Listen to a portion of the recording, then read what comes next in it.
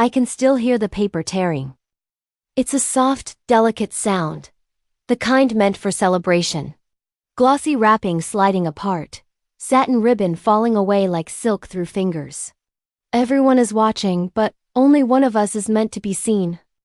Chloe laughs before she even finishes unwrapping, because she already knows what's inside. She doesn't need to see the logo on the key fob. She doesn't need the reveal. The joy is expected, promised even. She squeals anyway, pressing a hand to her chest in performative disbelief. Oh my God, is this the one from the dealership on Lakeshore? The pearl white one? Dad beams. Custom interior. Leather seats, heated steering wheel. Lane assist. Mom claps like a child. We figured you deserve something reliable now that you're commuting more. Chloe launches herself across the room and wraps, her arms around both of them like she's auditioning for a commercial on Family Unity. She smells like expensive perfume and confidence. Even her excitement is perfectly arranged, not too loud, not too messy, just enough to be lovable. I sit at the far end of the dining table, hands folded in my lap. I've always been good at making myself small. Years of practice. There's a pile of wrapping paper on the floor. It glints under the chandelier like confetti from a celebration I wasn't invited to. My plate is still half full. The casserole is already cold. Oh, Emmy, we didn't forget you, Mom says suddenly, clapping her hands like someone who's just remembered dessert. She reaches behind her chair and pulls out a flat, badly wrapped parcel. I already know what's inside. I take it gently. I don't tear the paper. I peel it back carefully, one strip at a time. Because care, I've learned, is often mistaken for gratitude. Inside is a pack of kitchen towels. Floral print. Pastel. The kind that comes in a bulk 3-pack at Target. I know you love cooking, Mom says proudly. I saw these and thought of you. Dad is offering to help her set up Bluetooth. Mom is taking photos. I sit with my floral towels and listen to the sound of my own heartbeat, a quiet, steady thud against my ribs. Not sadness, not jealousy. Recognition, this moment is not new. It is not a surprise. It is simply proof. Proof of a pattern I have lived inside my entire life. But tonight something shifts, not loudly, not dramatically. Just clicks into place, a realization so sharp it almost burns. This will never change. Not for lack of effort. Not for patience, not for sacrifice, not even for love. I place the towels back into the wrapping paper, fold them neatly, and set them aside. And for the first time in my life, I do not swallow the hurt like medicine. I let it settle. I let it become clarity. I didn't cry in the car on the way home. That used to be my ritual. Silent tears on expressways, headlights smearing through vision, throat aching from words unsaid. But tonight the tears don't come. They can't. There's no space for them anymore. Something else has taken their place. I grip the steering wheel of my 10-year-old Honda, the one I bought myself after working double shifts for months. The alignment pulls slightly to the right. The heater rattles. But it's mine. Bought by calloused hands and overtime hours. No one clapped when I got it. No one took photos. I stop at a red light. A billboard glows against the night sky. Know your worth. It feels insulting. Like the universe is mocking me with cheap wisdom. But the words don't drift away like they usually do. They stay, lodged, persistent, worth. Did I ever have any to them? Flashback number 1. Age 9. School recital. Chloe is 5. She's wearing a pink tutu and spinning across the church basement stage like a fairy on strings. Everyone laughs when she stumbles. They don't laugh when I do. I play Twinkle Twinkle Little Star on my violin. I hit every note. No mistakes, no applause. Dad checks his watch. Mom whispers to her friend about Chloe's curls. Chloe gets flowers. I carry her coat. Flashback number 2. Age 14. I get straight A's. Chloe gets a B in art, and they frame it. She's so creative, Mom coos, pinning it to the fridge. My honor roll certificate is somewhere in a drawer. I don't ask where. Flashback number 3. Age 23. I graduate nursing school. No one comes to the ceremony. Chloe has auditions. Mom apologizes. Dad sends a thumbs up emoji. I take photos with strangers. Smile anyway. That night I get pizza alone and pin my badge to my uniform. It shines under dim apartment light like a medal no one else saw fit to present. Back in the present, the light turns green. I don't move. Cars honk behind me. I lift my hand in apology, but I don't feel guilty. Not tonight. Because this isn't about a car, or kitchen towels, or any single moment. This is a structure, a system. A life built on an equation where Chloe equals exception and Emily equals placeholder. A reliable background character. A dependable supporting role. Quiet, capable, easily overlooked, and worse, I let them. I train them to. Every smile, every nod, every gracious acceptance of crumbs. I fed the machine that diminished me. I pull into my apartment lot. The stairwell smells like old smoke and damp concrete. My arms ache as I climb, the towels tucked under my elbow like evidence. Inside, I don't turn on the lights. I stand in the dark and finally say it out loud. I'm done. The words don't echo. They settle. Solid. Permanent. I place the towels on the counter and stare at them. Not with sadness, with precision. They are not gifts. They are symbols, and tonight they become catalysts. I didn't plan it. There was no dramatic packing montage, no weeping on the floor beside an open suitcase. No movie scene crescendo with music rising. It was quieter than that, colder. The next morning, I woke at 5:30 out of habit, made coffee. Sat at my kitchen table and stared at the steam rising from the mug. Then I opened my phone, pulled up our family group chat. Typed 2 sentences. Thank you for dinner yesterday. I won't be coming to family gatherings anymore. I hovered for a moment. Not because I doubted the message, but because I knew once sent, it could never be unsent. I hit send. Placed the phone face down. Waited. The reaction was instant. 3 dots. Mom. Mom. Emmy, honey, what's this about? Dad. Is this about the towels? Mom. We didn't mean anything by it. Chloe. Oh God, please don't make this into drama. There it was. Not concern. Not reflection, not apology, just inconvenience. I didn't respond. Dad called. I let it ring. Mom called. Sent to voicemail. Chloe texted again. Chloe, if you're jealous about the car, just say that. Jesus. And that was when I felt it. Not anger, not heartbreak. Freedom. Because for the first time, they were exposed. Their favoritism, their blindness, their pattern.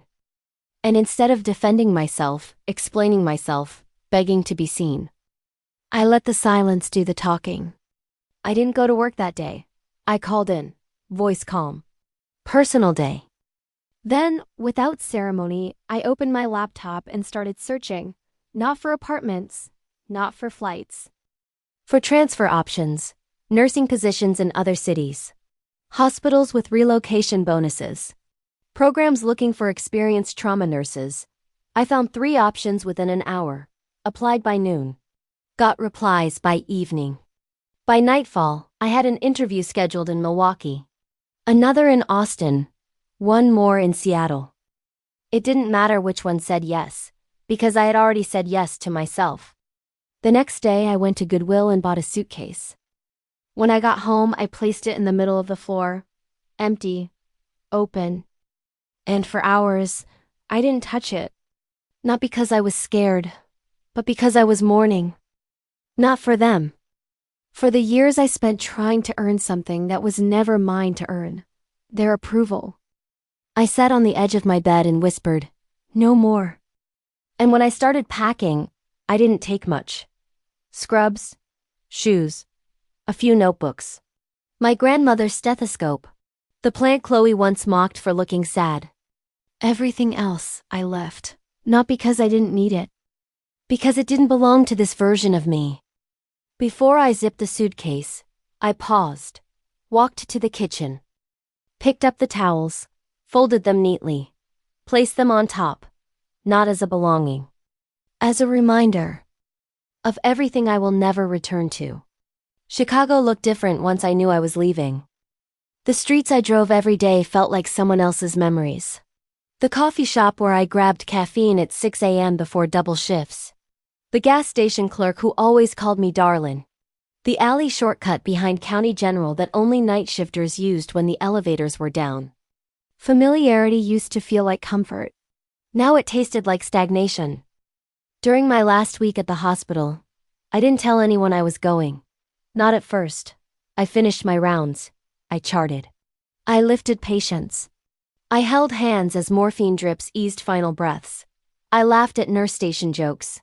I taped 4 lines with muscle memory. And then, at the end of my shift, I handed in my badge. No farewell party. No tears.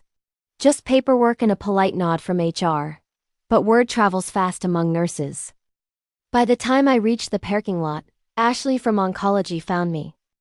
"You quitting?" she asked, breathless from jogging, sweat on her brow. Bright eyes. "Transferring," I corrected.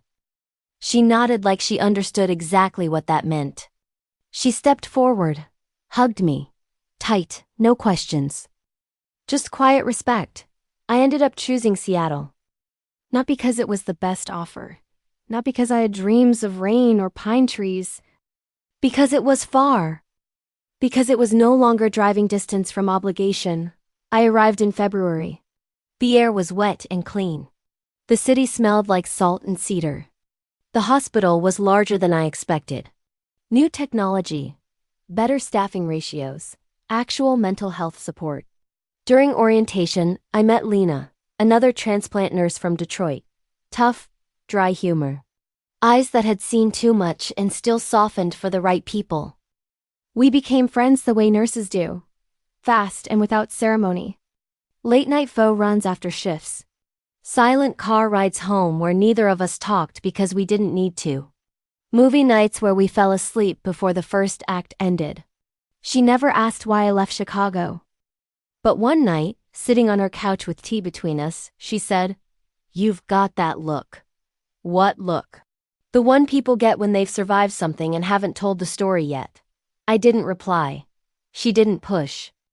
And in that silence, trust was born. Slowly, almost reluctantly, I began to rebuild. Not loudly, not triumphantly. Just steadily. I joined a community ceramics class. My hands used to stitching and IVs learned to shape clay. I got burns on my forearms from reaching too deep into the kiln. I laughed about it. I hadn't laughed at my own injuries in years. I started attending a support group for burnout caregivers. Not because I wanted to talk, but to listen. Women with shaking hands. Men who cried quietly. We sat in circles and told truths we'd never said out loud. No one there said get over it. No one there said be grateful. They said me too. And slowly, inch by inch, my spine straightened. 2 months in, I woke up one morning and didn't feel dread. Not joy. Not excitement. Just peace. And peace, I learned, is louder than fireworks. Then, one evening in late spring, my phone buzzed. Mom.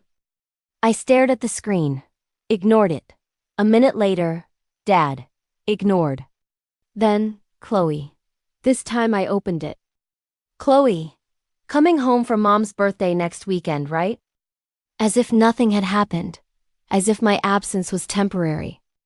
As if history was paused, not broken. I looked at the screen for a long time. Then typed. No. She replied instantly. Chloe. Seriously?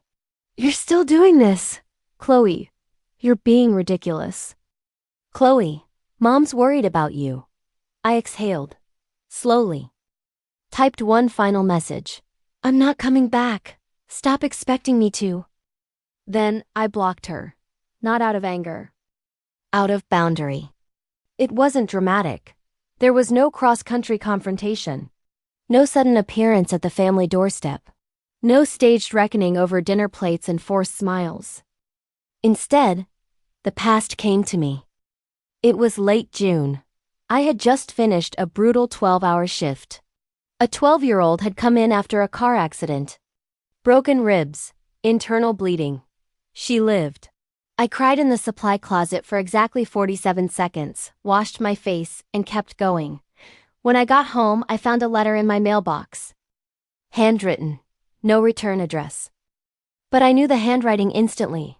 Mom. I stood in the hallway, keys still in my hand, staring at the envelope like it might burn me.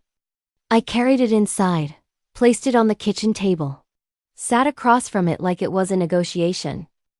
I waited 5 minutes before opening it, not because I was afraid, because I wanted to feel, fully, that I had a choice.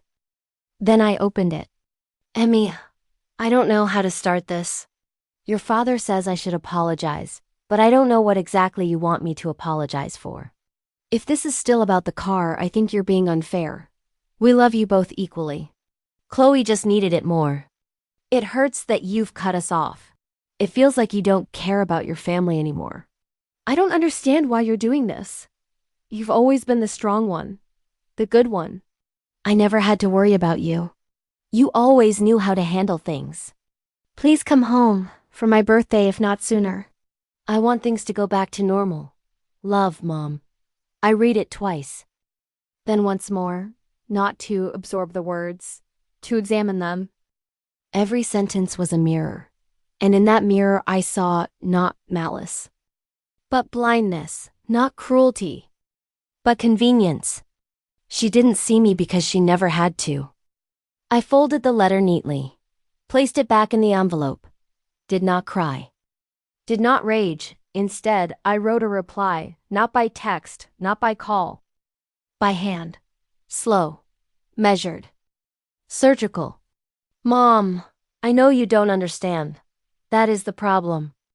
You say you never had to worry about me. That's because I learned early that worry wasn't allowed. Only silence, only obedience. You say you love us equally. That is not true. It has never been true. Not when Chloe was praised for breathing and I was ignored for achieving. Not when she received gifts and celebrations while I received chores and expectations. Not when she was comforted and I was told to be strong. I am not angry anymore. I am clear. I am not coming back. Not for birthdays, not for holidays. Not for normal. Normal hurt me. Normal erased me. I am building a new normal where I exist. If you want to know me, you are welcome to try. But I will not make myself small again for your comfort, not as a daughter, not as a sister, not as a woman. Emily, I sealed it, mailed it. And for the first time in my life, I did not wait for a response. Because closure does not require witness. It requires decision. 2 weeks later, I was sitting on a park bench in Volunteer Park, sipping iced coffee with Lena. The sun filtered through the leaves like soft gold. A group of kids ran past laughing. My shoulders were relaxed. My heartbeat steady. Lena nudged me. You look different. How so? Like someone who finally stopped asking for permission. I smirked. Maybe I did. Final scene freedom. That evening, I walked home through the city. No headphones. No distractions. Just footsteps, breath, air. I passed a storefront window and caught my reflection. For a moment, I didn't recognize myself.